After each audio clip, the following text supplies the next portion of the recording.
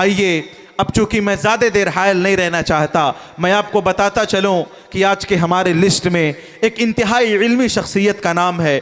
मुझसे ज़्यादा आप हजरात वाकिफ़ होंगे, हज़रत मुफ्ती साहब दामत बरकातुहुम आपके दरमियान ज़्यादा रहते हैं, लेकिन गायबाना तारुफ और सामने से कुछ मुलाकात का जो मुझ पर असर हुआ, मैंने ये अंदाज़ा लगाया कि ये शख्सियत एक तरफ इल्म व अदब से आरास्ता है तो दूसरी तरफ ज़ुहद व तक़वा से पैरास्ता भी।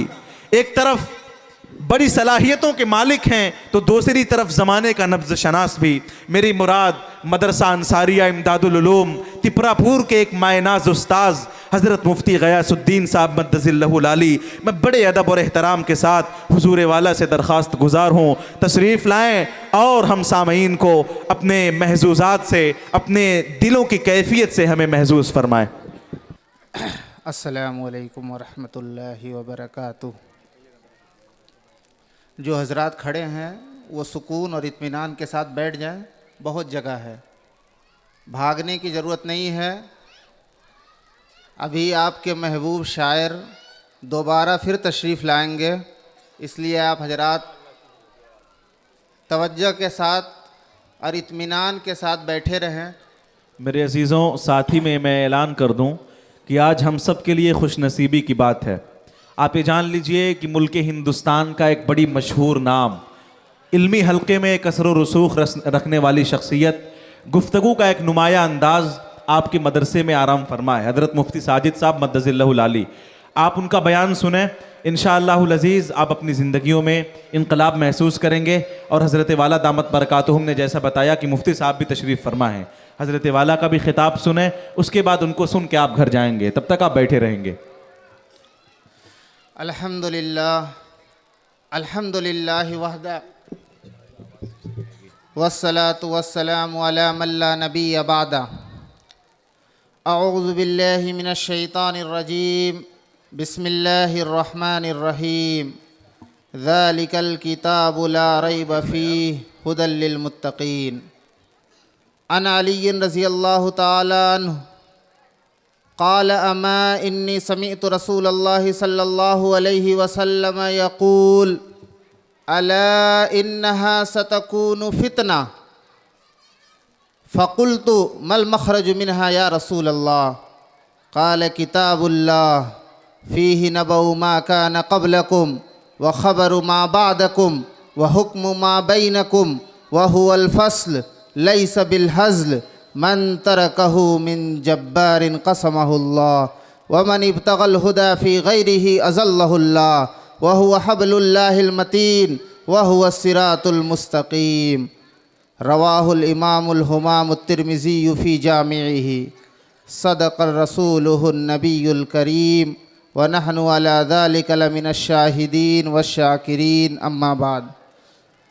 मोहतरम सामीन, असाज़ा मदरसा, मेहमान एज़ाम और अज़ीज़ तलबा, अल्लाह तबारक व तआला के मुक़द्दस कलाम की निस्बत से आज हमारा यहाँ बैठना हुआ है। निस्बत बहुत अजीम है, इसलिए बात भी उतनी ही तवज्जो के साथ सुननी चाहिए कि बात हमें समझ में आए। ये बार बार उठ के इधर उधर जाने की ज़रूरत नहीं है। बहुत मुख्तसर एक आयत मैंने पढ़ी है, उसी के ज़िम्न में एक दो बातें और एक दो रिवायतें आपको सुनाऊंगा। अल्लाह तबारक व तआला से दुआ है कि जो बात मैं कहूँ उस पे मुझे भी और हम सबको भी अमल करने की तौफीक नसीब फरमाए। आमीन या रब्बल आलमीन। मैंने पारा नंबर 1 सूरह बकरा की बिल्कुल इब्तिदाई आयत तिलावत की। ज़ालिकल किताबु ला रैब फ़ीहि हुदल लिल मुत्तक़ीन।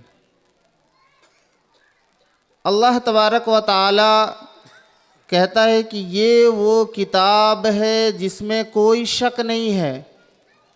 कौन सी किताब? किस किताब की बात कर रहा है अल्लाह?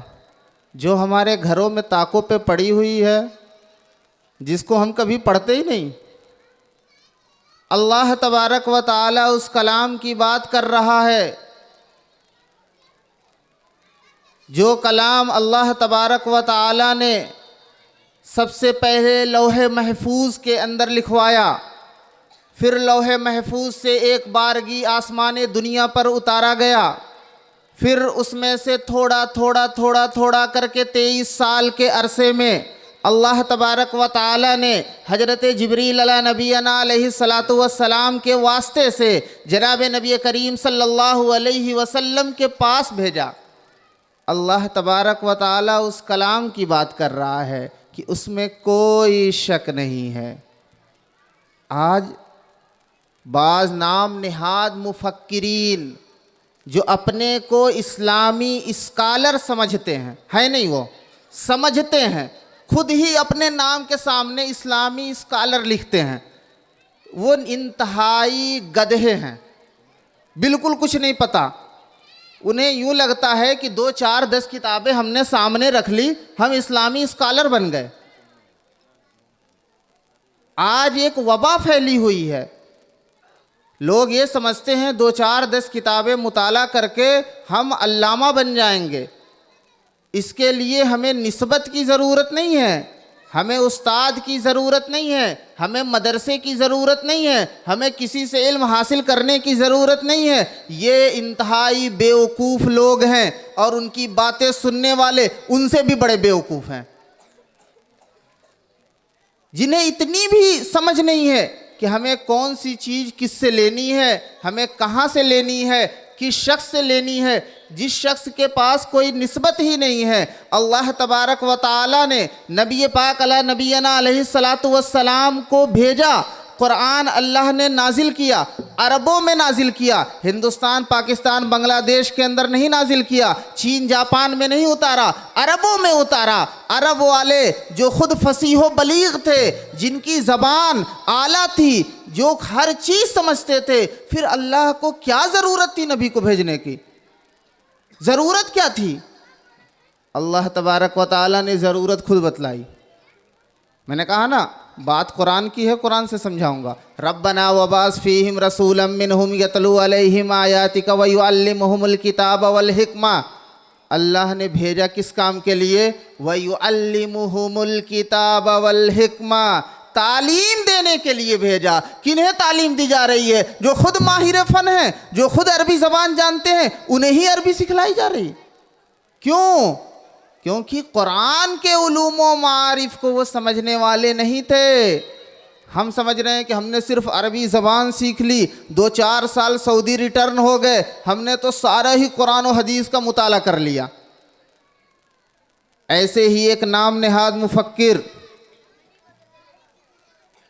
उसने सहाबे किराम के ऊपर लानो तान की एक बौछार शुरू कर दी और अपनी बातों में वो बहता गया।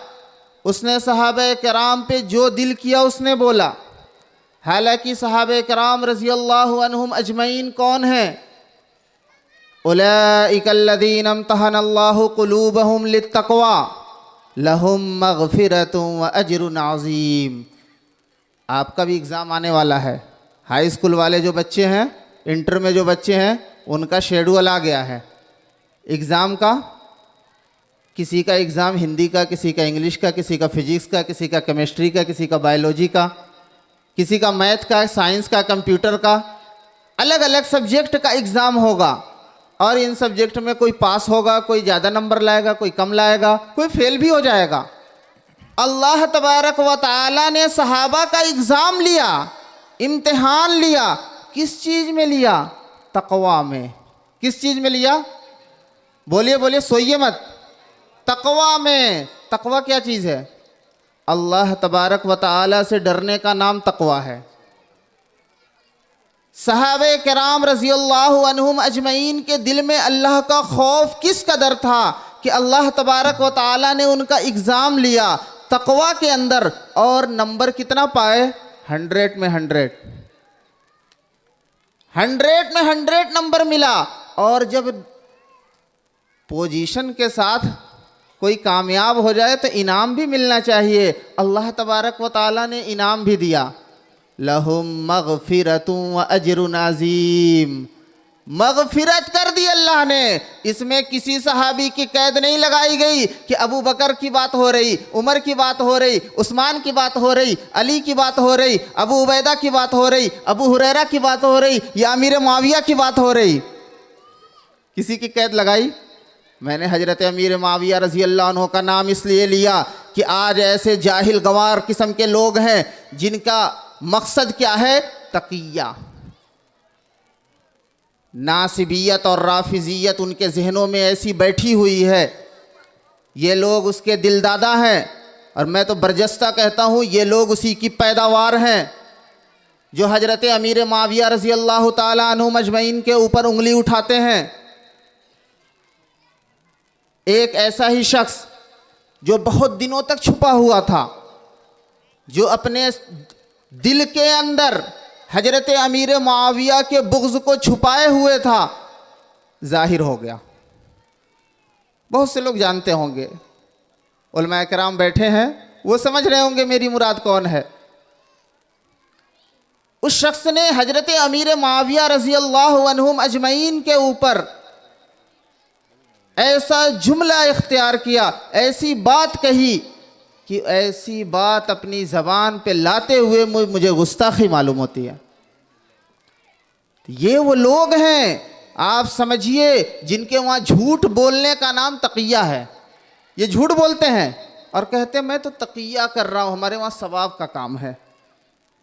यानी छुपाते हैं अपने दीन को, अपने मज़हब को, अपने अकायद को, और लोगों को गलत तालीम देते रहते हैं।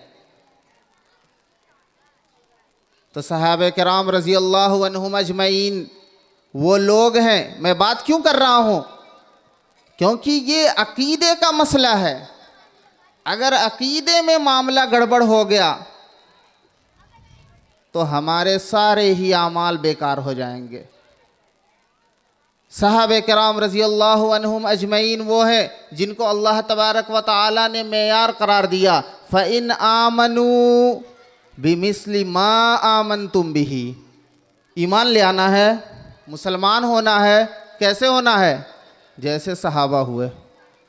ईमान का मेयार ही सहाबा है। इसलिए अहले सुन्नत वल जमात उलमाए देवबंद का अकीदा ये है कि सहाबे कराम तनकीद से बालातर हैं। सहाबे कराम पे तनकीद नहीं हो सकती। सहाबे कराम रज़ी अल्लाहु अन्हुम अजमईन सब के सब आदिल हैं। सहाबे कराम सब के सब जन्नती हैं। सहाबे कराम रज़ी अल्लाहु अन्हुम अजमईन अगर किसी मसले पे जमा हो जाए तो वो अम्बिया की तरह मासूम हैं। जैसे नबी मासूम, सहाबी महफूज। लेकिन अगर सारे ही सहाबा किसी मसले पे जमा हो गए तो इजमाए सहाबा अंबिया की तरह मासूम है, उसका मुनकिर काफिर हो जाएगा। तो सहाबे किराम रज़ी अल्लाहु अन्हुम अजमईन की हस्ती वो है। अल्लाह तबारक व तआला ने कोई फ़र्क नहीं किया। क्या अल्लाह को पता नहीं था कि जंगे हुनैन होने वाली है? क्या अल्लाह को पता नहीं था कि जंगे जमल होने वाली है? कुछ नादान बेवकूफ़ किताबों का मुताला करते हैं, बयानात सुनते हैं तो वो कन्फ्यूजन में पड़ जाते हैं कि क्यों जंगे हुई आपस में, इन्हें क्या हो गया, क्यों लड़ रहे हैं ये।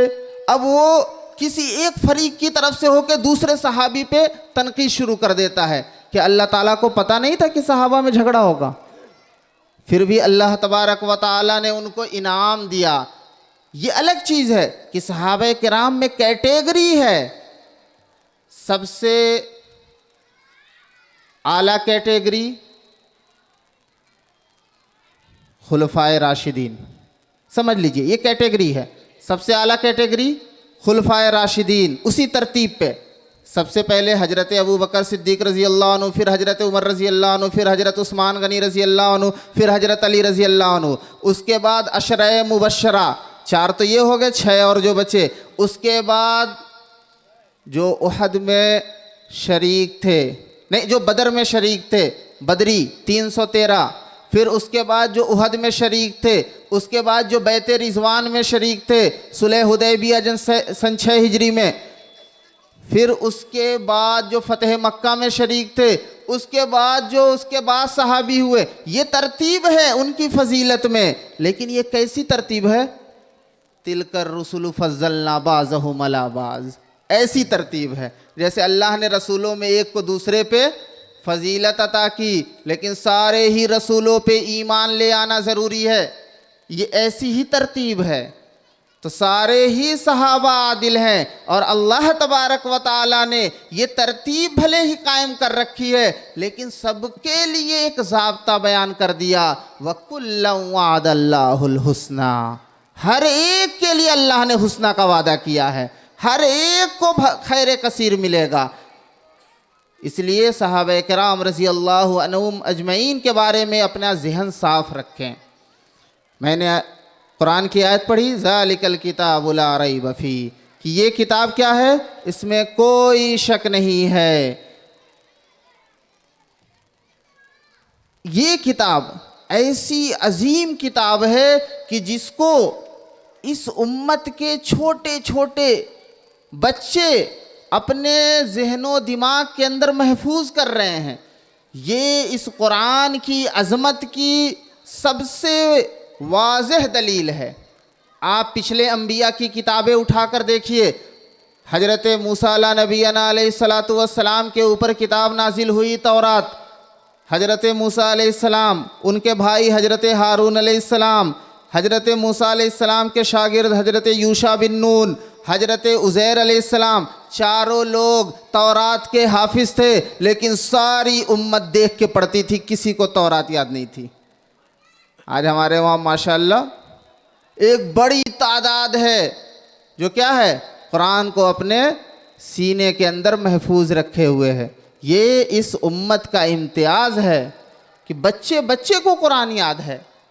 छोटा सा बच्चा है 8-10 साल 15 साल का, उसके ज़हनो दिमाग में भी ये कुरान मौजूद है। तो ये इस उम्मत की खुसूसियत है और अल्लाह तबारक व ताला ने ये चीज़ इस उम्मत को अता की। क्यों? क्योंकि अल्लाह तबारक व ताला इस शरीयत को, इस दीन को क़यामत तक बाकी रखना चाहता था। इन्ना नहनु नज़्ज़लना ज़िक्र व इन्ना लहू लहाफ़िज़ून, हमने ही इस कुरान को नाजिल किया। आप समझिए, एक दिन मैं सबक पढ़ा रहा था, एक बच्चा पूछने लगा अल्लाह तो एक है, फिर अल्लाह क्यों कह रहा है कि हमने ही नाजिल किया? कहना चाहिए मैंने ही नाजिल किया। उसने बड़े नुक्ते की बात पूछी। मैंने कहा शाबाश, ऐसे ही इश्काल किया करो, इश्कालात ऐसे किया करो तो बातें समझ में आएंगी। वो कहने लगा कि इन्ना क्यों कहा अल्लाह ने, नहनु क्यों कहा, हमने नाजिल किया। क्या कहना चाहिए? इन्ना अना, मैंने नाजिल किया। अल्लाह तबारक व ताला ने नहनु क्यों फरमाया? समझिए कि जब कोई काम बड़ा हो और बड़े की तरफ से हो तो क्या कहता है, तू टेंशन ना ले, मैं हूं तेरे पीछे। यानी वो अपनी अजमत बताना चाहता है। तो अल्लाह से भी अजीम कोई है? अल्लाह से भी बड़ा कोई है? नहीं है। तो अल्लाह तबारक व ताला ने अपनी अजमत जाहिर की कि मैंने नाजिल किया है। यूं ना समझ लेना कि कहीं मार्केट से किताब खरीद के लाए हो, पढ़ रहे हो। और हम ही इसके मुहाफिज हैं, हमने इसकी हिफाजत की जिम्मेदारी ले रखी है। इमाम तफसीर इमाम कुर्तुबी रहमतुल्लाह अलैह अपनी तफसीर के अंदर यहया इब्ने अक़सम के हवाले से इस आयत के ज़ेल में एक वाक़या नकल करते हैं। वो कहते हैं खलीफा मामून रशीद का ज़माना था। तवज्जो रखिए, खलीफा मामून रशीद का ज़माना था। मामून रशीद इल्म दोस्त आदमी था। उसके वहाँ फ़िक़ही सेमिनार की तरह बड़ा सेमिनार हुआ करता था। जैसे हमारे वहाँ फ़िक़ही सेमिनार होता है, मुल्क से बड़े बड़े उलमाए किराम वहाँ पहुँचते हैं, अपनी राय देते हैं, अपनी बातें कहते हैं। ऐसे ही खलीफा के दरबार में हर साल इस तरह का सेमिनार होता, पूरे मुल्क से बड़े बड़े उलमा आते। एक मरतबा ये प्रोग्राम चल रहा था, एक नौजवान आया, बड़ा ही वजाहत वाला, बड़ा ही खूबसूरत चेहरे वाला और बड़ा ही फसीह बलीग ज़बान वाला आया और आके उसने बयान शुरू किया। बातें उसकी लाजवाब थी, वो बेहतरीन बात करके गया। खलीफा मामून रशीद ने कहा तुझे देख के लगता है कि तू इसराइली है, मुसलमान नहीं है। उसने कहा जी बादशाह, जी खलीफा, मैं इसराइली हूँ। उन्होंने कहा अगर तू मुसलमान हो जाए तो हम तेरी इज्जत व इकराम बहुत ज़्यादा करेंगे। वो कहने लगा मैं मुसलमान नहीं होता, मैं अपने ही दीन पर कायम रहूँगा। वो चला गया। फिर अगले साल जब वो मजलिस सजी, फिर वो शख्स आया, फिर उसने ऐसे ही खिताब किया, बिल्कुल फसाहत व बलागत से भरी हुई। अब जब वो मजमा ख़त्म हुआ तो खलीफा मामून रशीद ने कहा कि अब तो तेरी हैयत देख के लगती है कि तू मुसलमान हो गया। आज तो हमारे वहाँ अजीब सूरत हाल है, मुसलमान तो मुसलमान है, हमारे कुछ हुफ़ाज़ ऐसे हैं कि उन्हें देख के भी नहीं लगता कि वो मुसलमान है। मैं इसलिए कह रहा हूँ, मेरी बातें थोड़ी सख्त होती हैं, लेकिन मैं यहीं का हूँ, आप ही का भाई, आप ही का बेटा, और मेरा हक बनता है कि मैं ये बातें कहूँ। तो खलीफा मामून रशीद ने कहा कि तुझे देख के लगता है कि अब तू मुसलमान हो गया है। वो कहने लगा जी। उन्होंने कहा ये कैसे हो गया, मैं तो तेरी इज्जत व इकराम कर रहा था, तुझे मालो दौलत दे रहा था, लेकिन तू तैयार नहीं था। वो कहने लगा मैं जब यहाँ से गया पिछले साल, फिर मैंने तमाम मज़ाहिब की किताबों का मुताला शुरू किया। आप जानते हैं कि मैं ज़हीन भी हूँ, मेरा ख़त, मेरी तहरीर बहुत अच्छी है। मैंने सारे मज़ाहिब का मुताला किया। फिर मैंने 3 नुस्खे तौरात के लिखे और उन नुस्खों में मैंने थोड़ी गड़बड़ी कर दी। लिखा तो बहुत शानदार, लेकिन थोड़ी गड़बड़ी कर दी, कुछ आयतें हज़फ कर दी, कुछ बढ़ा दिया, कुछ घटा दिया। फिर मैं लेके इसको उलमाए यहूद के पास पहुंचा, उनको मैंने दिया। उन लोगों ने इसे बड़े ही एहतराम के साथ कबूल कर लिया और रख लिया और कुछ भी कहा नहीं। मैं चलाया। फिर मैंने 3 नुस्खे इंजील के लिखे, उसमें भी मैंने थोड़ी गड़बड़ी कर दी। फिर मैं इसे लेके नसारा के उलमा के पास गया, उन लोगों ने भी उसको बड़ी ही प्यार और मोहब्बत से कबूल कर लिया और रख लिया। फिर मैंने 3 नुस्खे कुरान के लिखे और उसमें भी मैंने हेर फेर कर दी। ये नुस्खे लेके मैं गया किताब बेचने वालों के पास, उलमा के पास नहीं, किताब फरोशों की दुकान पे गया। मैंने कहा ये किताब मुझसे ख़रीद लो, मैंने बड़ी शानदार किताब लिखी है, बहुत शानदार मैंने तहरीर में कुरान लिख रखी है। उन लोगों ने लिया, कहा हम तुम्हें जवाब देंगे, पहले हम इसको चेक करवाएंगे अपने हुफ़ाज़ से। फिर उन्होंने जब चेक करवाया तो कहा हम तुम्हारे नुस्खे नहीं ले सकते, इसमें तो बहुत फॉल्ट है, बहुत गड़बड़ी है। वो नौजवान कहने लगा मैं इस वाक़े से इतना मुतासिर हुआ और मैं जान गया कि यही वो मज़हब है और यही वो किताब है जो वाक़यतन क़यामत तक बाकी रहने वाली है, इसलिए मैं फ़ौरन मुसलमान हो गया। ये अज़मत है इस कुरान की। आज तो हम कुरान और अहले कुरान की अज़मत ही भूल गए। हम अपने बच्चों को हाफिज तो बना रहे हैं, लेकिन अज़मत नहीं है। क्यों बना रहे हैं? मकसद भी नहीं पता, ना मकसद का इल्म, ना अज़मत का इल्म। हालांकि हमें इतना तो पता है कि हम बच्चे को हाफिज बना रहे हैं, और हाफिज कुरान की फजीलत क्या है। अन अली रज़ी अल्लाह ताला अन्हु क़ाल क़ाल रसूलुल्लाह सल्लल्लाहु अलैहि वसल्लम यक़ूल, हज़रत अली रज़ी अल्लाह कहते हैं कि रसूलुल्लाह सल्लल्लाहु अलैहि वसल्लम ने इरशाद फरमाया, मन क़रअल कुरान वस्तज़हरहु, कि जिसने कुरान को पढ़ा उसको हिफ्ज़ याद कर लिया, कुरान पढ़ा भी और उसे याद किया। फ़अहल्ल हलालहु व हर्रम हरामहु, उसके हलाल को हलाल जाना, उसके हराम को हराम जाना। कुरान ने जिन जिन चीज़ों को हलाल किया है उन उन चीज़ों को वो हलाल जानने लगा, जिन जिन चीज़ों को कुरान ने हराम किया है उनको वो हराम जानता है और उस पर अमल करता है। अदखलहुल्लाहु बिहिल जन्ना, अल्लाह ताला इस चीज़ की बरकत की वजह से उसको जन्नत में दाखिल फरमाएगा। हाफिज़ कुरान की फजीलत चल रही है, आप इधर तवज्जो रखें, उधर तवज्जो ना करें। अदखलहुल्लाहु बिहिल जन्ना, तो अल्लाह ताला उस हाफिज को जन्नत में दाखिल फरमाएगा। वशफ़अहु फी अशरति मिन अहली बैतिही, और उसके घर वालों में से 10 लोगों को जन्नत में दाखिल फरमाएगा। कुल्लुहुम वजबत लहुन्नार, जिनके लिए जहन्नम वाजिब हो चुकी होगी। ऐसे नहीं जो जन्नत में जा रहे हैं तो जा रहे, वो तो जा रहे हैं, जो नहीं जा रहे हैं, जिनको कह दिया गया कि इन्हें जहन्नम में जाना है, उनका टिकट कट गया है जहन्नम का, फिर उनकी टिकट की वापसी हो जाएगी। अब उन्हें जन्नत में ले जाएगा। कौन ले जाएगा? ये हाफिज़े कुरान ले जाएगा। तो हम उस बच्चे की अज़मत नहीं समझ रहे, उस हाफिज़ की अज़मत नहीं समझ रहे, इतनी हकारत के साथ हम उससे बात करते हैं कि वो बच्चा होपलेस हो जाता है। वो समझता है मैंने ज़िंदगी में सबसे बड़ी गलती कर दी इस लाइन को इख्तियार करके। इसी शहर के एक मस्जिद के एक इमाम साहब की मैं बखुदा बता रहा हूँ, उन्होंने कहा 25 साल से वो इमामत कर रहे हैं, उन्होंने कहा कि मेरी ज़िंदगी की सबसे बड़ी गलती इस लाइन में आना है। अल्लाह अकबर, अल्लाह अकबर कबीरा। क्यों उन्होंने कहा ऐसा?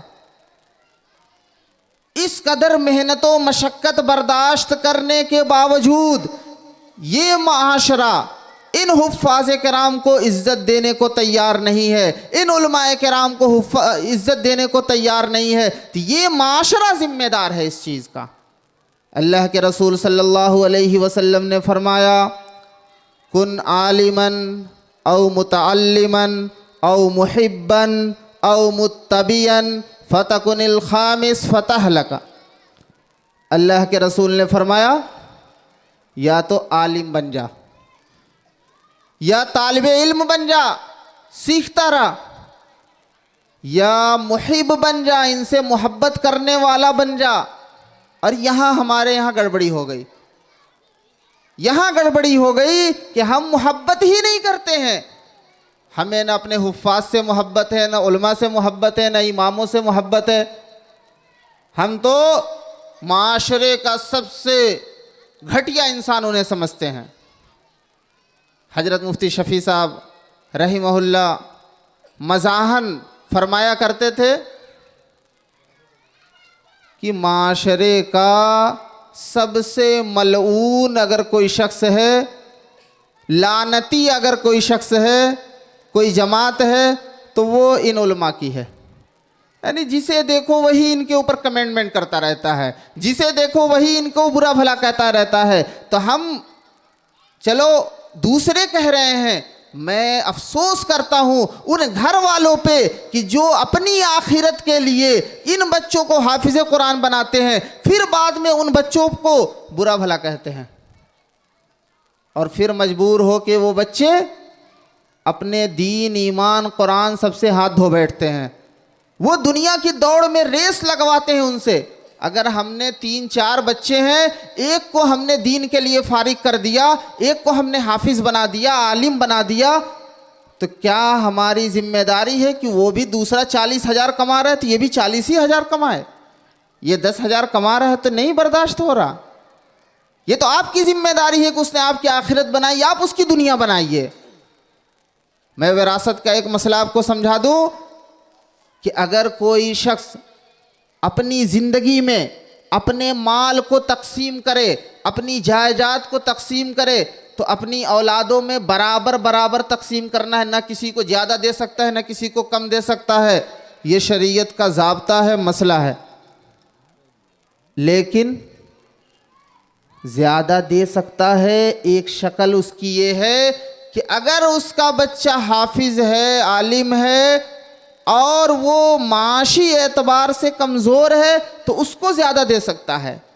उसके इल्म की, उसके कुरान की निस्बत की वजह से। और हमारी क्या हालत है? हम चाहते हैं कि हमारा बच्चा उतना ही कमाए जितना दूसरा कमा रहा है, जिसको हमने डॉक्टर, इंजीनियर, प्रोफेसर और पता नहीं क्या क्या बनाया, और ना कमा पाता है, नहीं दुनिया की दौड़ में उनके साथ दौड़ लगा पाता है, तो हम उसको धक्का देते हैं, जा किसी भी तरह कर। फिर नतीजा क्या होता है कि वो बच्चा दीन, दुनिया, कुरान सारे से निकल जाता है। तो ऐसा ना करें। मैं इसी माशरे का हिस्सा हूँ, इसी जगह रहता हूँ, इसीलिए वो दर्द जो मेरे दिल में है वो मैं आपको सुना रहा हूँ। बयान तो आप सुनते ही रहते हैं, मैं तो दर्द दिल सुना रहा हूँ आपको। तो ये वो किताब है जो अल्लाह तबारक व तआला ने नाजिल की, जिसकी अज़मत भी अल्लाह की निस्बत की वजह से बहुत बड़ी है। तो जिस सीने में आ गई उसकी निस्बत भी बुलंद हो गई।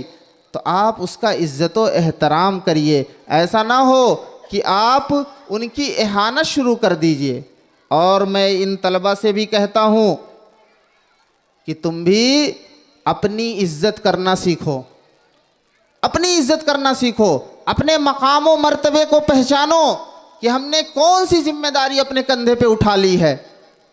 जिस जिम्मेदारी को उठाने के लिए आसमान तैयार नहीं हुआ, अल्लाह तबारक व ताला ने आसमान से कहा कि तू ये कुरान ले ले। वो कहा या अल्लाह मेरे बस का नहीं है, मैं तो टूट फूट के ख़त्म हो जाऊंगा। अल्लाह तबारक व ताला ने ज़मीन से कहा तू ले ले। वो कहने लगा मेरे भी बस का नहीं है। अल्लाह ने कहा पहाड़ों से कि तू बड़ा मजबूत है, तू ही ले ले। वो कहने लगा मेरे भी बस का नहीं है। जो इतने मजबूत हैं वो कह रहे हैं मेरे बस का नहीं है। और ये मामूली मामूली से बच्चे अपने सीनों के अंदर उस कुरान को महफूज रखे हुए हैं। तो हमारी जिम्मेदारी बनती है कि हम इस कुरान की निस्बत से उनका इज़्ज़त व एहतराम करें। और इन बच्चों की जिम्मेदारी बनती है कि वो अपनी इज़्ज़त करें। बाज़ दफ़ा ऐसा होता है कि हम स्कूलों कॉलेज का रुख करते हैं या घर वाले रुख करा देते हैं। बच्चा नहीं करना चाहता है, घर वाले रुख करा देते हैं, जिसके नतीजे में धीरे धीरे पहले दाढ़ी गायब होती है, फिर लिबास गायब होता है, फिर टोपी गायब होती है, फिर वो बिल्कुल दीन दुनिया से गायब हो जाता है। तो ऐसा ना करें। आप जिस भी फील्ड में जाएं, अकबर इलाहाबादी ने बहुत अच्छा शेर कहा कि तुम शौक़ से कॉलेज में पढ़ो, पार्क में फूलो, जायज़ है गुब्बारों में उड़ो, चरख पे झूलो। तुम शौक़ से कॉलेज में पढ़ो, पार्क में फूलो, जायज़ है गुब्बारों में उड़ो, चरख पे झूलो। बस एक सुखन बंदे आजिज़ की रहे याद, तुम अपनी और खुदा की हकीकत को ना भूलो। अल्लाह तबारक व तआला ने ये जो कुरान दिया है, ये कुरान सरापा इल्म है। आप इस कुरान के मानी मफाहिम में गोते लगाइए। आप हाफिज़ बन के रुकिए मत। इसके हलाल व हराम को जानने के लिए अभी और 10 साल लगाना है आगे। उसके लिए भी तगोदो करिए, उसके लिए भी मेहनतें करिए, उसके लिए भी मशक्क़तें उठाइए। ये दुनिया तो चंद रोज़ा है और ऐसे ही गुज़र जाएगी। यूं यूं यूं यूं गुज़र रही है बहुत तेज़ी से। अभी बचपना था, जवानी आ गई, अभी बुढ़ापा आएगा और इंसान फिर इस दुनिया से विदा हो जाएगा। तो आप उसके लिए कोशिश करिए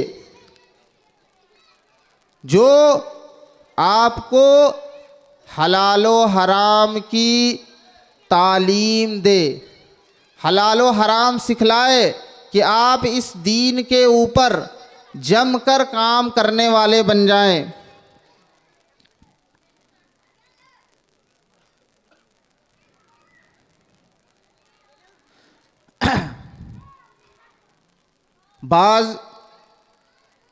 बाज़ लोग ऐसे होते हैं कि जो ये कोशिश करते हैं कि हम इन बच्चों को रोक दें। और वो कौन है? वो शैतान है। कुछ इंसानों में से भी होते हैं और कुछ जिन्नातों में से होते हैं, जो आपके रास्ते में रोड़े अटकाते रहते हैं, आपको दीन से गुमराह करते रहते हैं। और ये कोई आज का नया मसला नहीं है, ये बहुत पहले से चला आ रहा है। ये तरीक़ाकार उनका शुरू से चला आ रहा है। जनाब नबी करीम सल्लल्लाहु अलैहि वसल्लम जब कुरान पढ़ा करते तो मक्के के जो कुफ़ार थे, मुशरिक थे, वो आके बाहर, अंदर तो आते नहीं, बाहर से छुप छुप के सुना करते थे। आज की तरह लाइट वाइट तो थी नहीं कि पता चल जाए, सीसीटीवी कैमरा भी नहीं लगा था कि रिकॉर्ड हो जाए कि कौन कौन गुजरा यहाँ से। अंधेरे थे, तो रात को वो आके छुप के सुना करते थे। और जिसके दिल में ये कुरान आ जाता, फिर वो अल्लाह की तरफ रुजू करने वाला बन जाता। अब एक शख्स, मक्के के सरदारों को बड़ी फिक्र हुई कि ऐसे ही कुरान सुनते सुनते धीरे धीरे पूरा मक्का ही मुसलमान हो गया तो क्या होगा। एक शख्स था, उसका नाम था नज़र इब्न हारिस। वो ईरान गया। ईरान जाके उसने किस्से और कहानियों की किताबें खरीदी। मकसद क्या था उसका कि ये किस्से और कहानियों की किताबें ले आऊँगा और लोगों को सुनाऊँगा।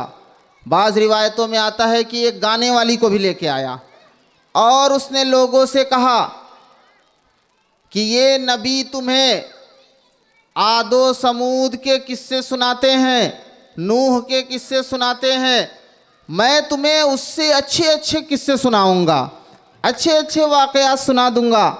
और नाचने वाली को लगा दिया और वो लोग जो रसूलुल्लाह सल्लल्लाहु अलैहि वसल्लम की बातें सुनने के लिए, कुरान सुनने के लिए छुप छुप के आया करते थे, वो लोग भी उधर हो गए। अल्लाह तबारक व ताला ने इस मंज़र को खींचा, व मिनन नासि मन यश्तरी लहवल हदीस लियुज़िल्ला अन सबीलिल्लाहि बिगैरि इल्म। कुछ लोग ऐसे हैं जो लहो लैब का सामान खरीद कर ले आते हैं। मकसद उनका क्या है? उनका मकसद है कि लोगों को दीन से भटका दें, लोगों को सही रास्ते से रोक दें। कुरान के अंदर ये जो वाक़यात आए हुए हैं, आप इधर तवज्जो रखें। कुरान के अंदर जो वाक़यात आए हुए हैं उसका मकसद ये नहीं है कि कोई किस्सा सुनाना मकसद है कि नूह अलैहिस्सलाम का ये किस्सा था, आदम अलैहिस्सलाम का ये किस्सा था, इब्राहिम अलैहिस्सलाम का ये किस्सा था। कुरान किस्से कहानी की किताब नहीं है। कुरान नसीहत और इबरत की किताब है। इसमें किस्से कहानी नहीं है। वो किस्से कहानियाँ भी मकसद की तहत लाए गए हैं। फ़ीहि नबअउ मा क़ब्लकुम व ख़बरु मा बादकुम। इसमें तुमसे पहले के वाक़यात दर्ज हैं। क्यों दर्ज किए गए? अल्लाह के रसूल सल्लल्लाहु अलैहि वसल्लम ने फरमाया कि ये इसलिए इसमें दर्ज किए गए कि तुम इनसे नसीहत और इबरत हासिल करो। आप लोगों को भी चाय पीनी है क्या? उधर उधर क्यों देख रहे हैं? इधर देखिए, उधर चाय चल रही है, आप इधर देखिए। आपकी प्यास यहाँ बुझेगी, वहाँ नहीं कुछ मिलने वाला है। तो हजरत रसूलुल्लाह सल्लल्लाहु अलैहि वसल्लम ने क्या फरमाया कि फ़ीहि नबअउ मा क़ब्लकुम व ख़बरु मा बादकुम, कि इसमें पहले के वाक़यात हैं और आने वाली जो चीज़ें हैं वो सारी ही चीज़ें इस कुरान के अंदर मौजूद हैं। निकालने वाला तो होना चाहिए, समझने वाला तो होना चाहिए। इंसान के जहन में अगर सवाल आ जाए कि हमें कैसे पैदा किया गया, कुरान उसका जवाब दे रहा है, खलक़ल इंसान मिन सलसालिन कल फ़ख़्ख़ार, कि हमने इंसान को खनखनाती हुई मिट्टी से पैदा कर दिया। अब इंसान ये कहेगा कि हम तो पूरे जिस्म वाले दिख रहे हैं, मिट्टी से कैसे बन गए? क्या सिस्टम लगा उसमें? इन्ना खलक़नल इंसान मिन नुतफ़तिन अमशाज। कुरान कह रहा है कि तुम्हें नुतफ़े से पैदा किया। फिर इंसान कह रहा है नुतफ़ा तो पानी था, उस पानी से कैसे बना दिया? सुम्मा खलक़नल नुतफ़ता अलक़ा फ़खलक़नल अलक़ता मुज़ग़ा फ़खलक़नल मुज़ग़ता इज़ामा फ़कसौनल इज़ाम लहमा। कुरान तरतीब बता रहा है कैसे कैसे चार स्टेप में जाके हमने तुम्हें इंसान बना दिया। अब ये हो सकता है कि अल्लाह तबारक व तआला ने तो बेइंतहा मखलूक पैदा किए, ला तादाद मखलूक पैदा किए। इतनी तादाद में जो मखलूक पैदा किए उसमें अफजल और बेहतर कौन था? सबसे अच्छा कौन था?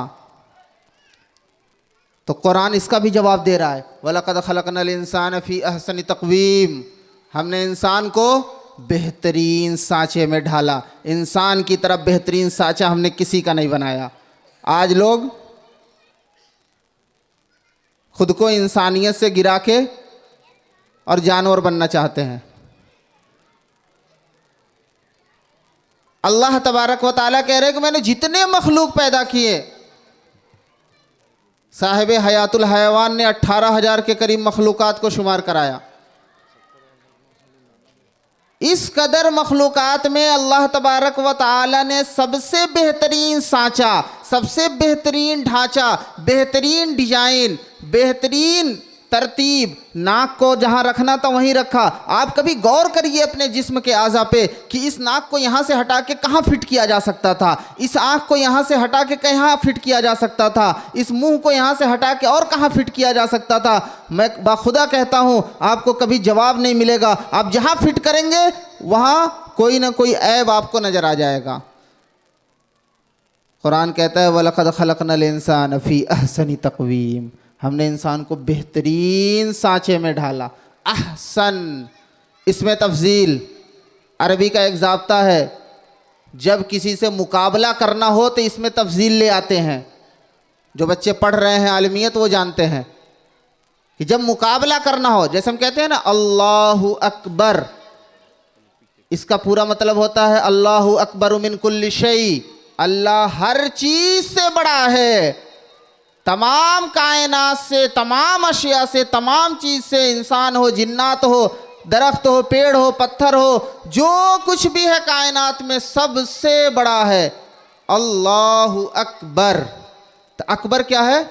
इसमें तफजील, जब बड़ाई बयान करनी हो किसी के मुकाबले में तो इसमें तफजील ले आते हैं। तो अल्लाह ने तमाम मखलूकात के मुकाबले में इंसान को सबसे बेहतरीन बनाया, तो अल्लाह ने इसमें तफजील इस्तेमाल किया कि लक़द खलक़नल इंसान फ़ी अहसन, अहसन, सबसे बेहतरीन सांचे में डाला। अब इस सांचे में अल्लाह ने जैसे ढाला वैसे ही रहना चाहिए था। अल्लाह ने मर्द बनाया है तो दाढ़ी आने दीजिए ना, क्यों औरत बनना चाह रहे हैं? हमें तो समझ ही नहीं आता है कि अल्लाह ने जब कह रहा है, अल्लाह कह रहा है कि मैंने अहसन बनाया, ये कुरान कह रहा है कि हमने तुम्हें अहसन बनाया, सबसे बेहतरीन बनाया। हम कह रहे हैं ना अल्लाह ताला अभी कुछ कमी रह गई थी, दाढ़ी आ रही है इसको छील दिया जाए, मज़ा नहीं आ रहा है। तो अल्लाह ने अहसन बनाया था ना, तो अहसन रहिए। जिस तरतीब पे अल्लाह ने आपको पैदा किया है उसी तरतीब पे आपकी खूबसूरती है। आपको अल्लाह अगर चाहता तो बगैर दाढ़ी का पैदा करता, अगर उसमें खूबसूरती होती तो उसमें खूबसूरती है ही नहीं। और दाढ़ी तो तमाम अंबिया अलैहिमुस्सलातु वस्सलाम की सुन्नत है। फिर हम क्यों ऐसा करते हैं? मुझे अफसोस होता है, अवाम की तो मैं बात ही नहीं करता, मुझे तो अपने बच्चों से अफसोस होता है कि वो हाफिज़ बनने के बाद धीरे धीरे पता चलता है दाढ़ी कटवाना शुरू कर दिए, कुछ दिनों के बाद दाढ़ी साफ करके मार्केट में टहलने लगे। ये अफसोस की बात है। तो आप जिस कुरान को पढ़ रहे हैं उसको समझने की कोशिश करिए। ये कुरान हमें क्या पैगाम दे रहा है उसको समझने की कोशिश करिए। और ये कुरान ऐसा कलाम है कि इसका सानी नहीं कोई ला सकता, इसका बदल नहीं कोई ला सकता, इस जैसा नहीं कोई ला सकता। और अहले अरब ने कोशिश भी की। अरब जो है, मैं बताऊं आपको थोड़ा सा उनका बायोडाटा, कि अरब जो है ये वो लोग थे कि जिन्हें अगर कोई चैलेंज कर देता तो फिर वो उससे बगैर टकराए मानते नहीं थे। चैलेंज एक्सेप्ट करना उनकी आदत थी। कोई उन पे हुकूमत करने को तैयार नहीं था। ईरान और रूम की बड़ी बड़ी हुकूमतें बगल में मौजूद थी, लेकिन कोई तैयार नहीं था। जानते थे ये जंगजू किस्म के लोग हैं, इन पे कौन हुकूमत करेगा। किसी बात की बात हुई 40 साल तक लड़ेंगे। एक मुर्गी इधर से उधर गई, 40 साल जंग चल रही है। अजीबो गरीब किस्म के लोग थे, उनको ललकारना आसान नहीं था। जब कुरान का नुज़ूल शुरू हुआ, कुरान अल्लाह तबारक व तआला ने उतारा, तो लोग कहने लगे कि ये कुरान जो है ये तो नबी पाक अलैहिस्सलातु वस्सलाम खुद ही बना के ला रहे हैं। आप अरब हैं, आप बना के ला रहे हैं, हम भी बना देंगे। अल्लाह तबारक व तआला ने उनका ये कहना नकल कर लिया और उनको ललकारा, कुल लइन इज्तमातिल इंसु वल जिन्नु अला अन यातू बिमिस्लि हादल कुरान ला यातून बिमिस्लिही।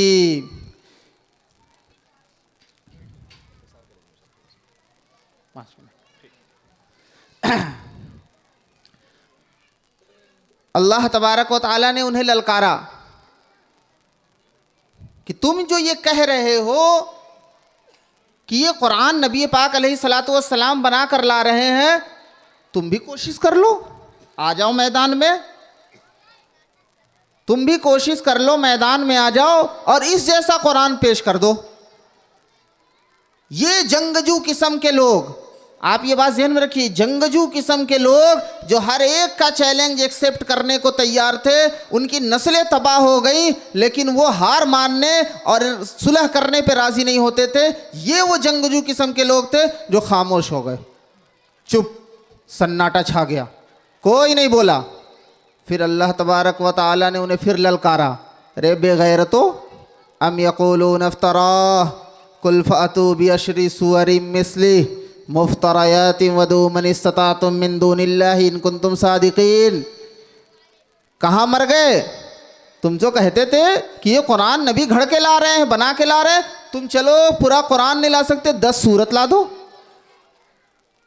फिर भी खामोश, कोई जवाब देने वाला नहीं। फिर अल्लाह तबारक व तआला ने तीसरी मर्तबा उनको ललकारा,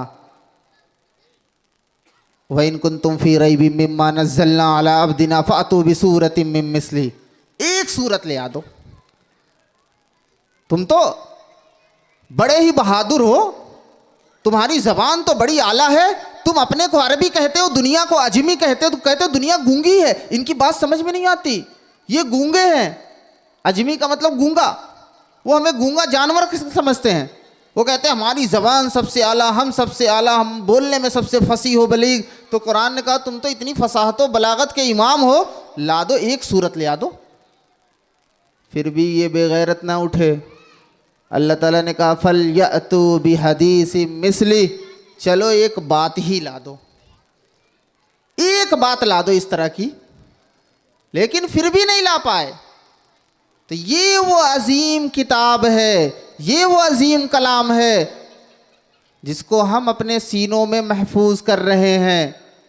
तो इसकी अज़मत को समझिए। जिस जैसा कुरान, जिसके मिसल, जिस तरह का कोई शख्स चाह के भी नहीं ला सकता है। बाज़ लोग ये कहते हैं कि एक रस्म बन गई है, ये हिफ्ज़ कुरान क्या है? एक रस्म बन गई है। ये रस्म नहीं है। मैं आपको मसला बता दूं, बात ख़त्म करूं, हुक्म आ गया है बात ख़त्म करने का। आखिरी बात मैं आपको बता दूं कि ये कुरान का याद करना और पढ़ना ये कोई रस्म नहीं है, बेशक हिफ्ज़े कुरान फ़र्ज़े किफ़ाया है।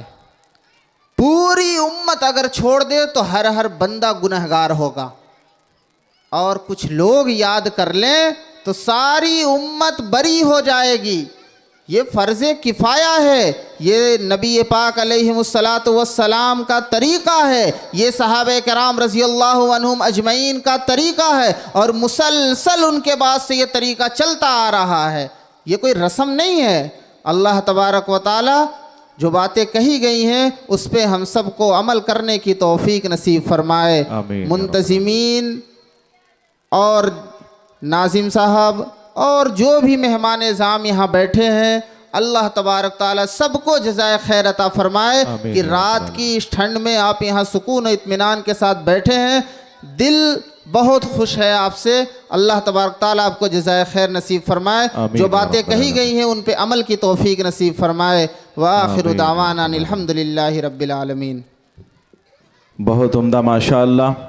आप हज़रात बस तशरीफ़ रखें। आज के इस प्रोग्राम के मुक़र्रिर ख़ुसूसी, इल्म व अदब में एक नुमाया नाम और एक नुमाया मर्तबा रखने वाली शख्सियत, मैं 2 बार बता चुका हूँ। अल्हम्दुलिल्लाह हज़रत मुफ्ती साहब दामत बरकातुहुम तशरीफ़ ला चुके हैं। बहुत पुरमग़ज़ ख़िताब होना है। अभी फ़ौरन मुफ्ती साहब को मैं आपके सामने पेश करूँगा कुछ देर के बाद। मैं इस मौके पर हज़रत मुफ्ती साहब ने, हज़रत मुफ्ती ग़ियासुद्दीन साहब अदामल्लाहु ज़िल्लहु ने बहुत अच्छे अंदाज में कुरान करीम की फ़जीलत को और इल्म दीन की रोशनी में आलिमों के मकाम मर्तबे को बयान किया। सर पे दस्तारे फ़जीलत इल्म है, बाइसे तकरीम व इज़्ज़त इल्म है, और ज़िंदगी की हर शबे तारीक में मशाले राहे हिदायत इल्म है। शामिल जो तुझको होना है दुनिया की दौड़ में, ज़ौक़े हुसूल इल्म की रफ़्तार तेज़ कर।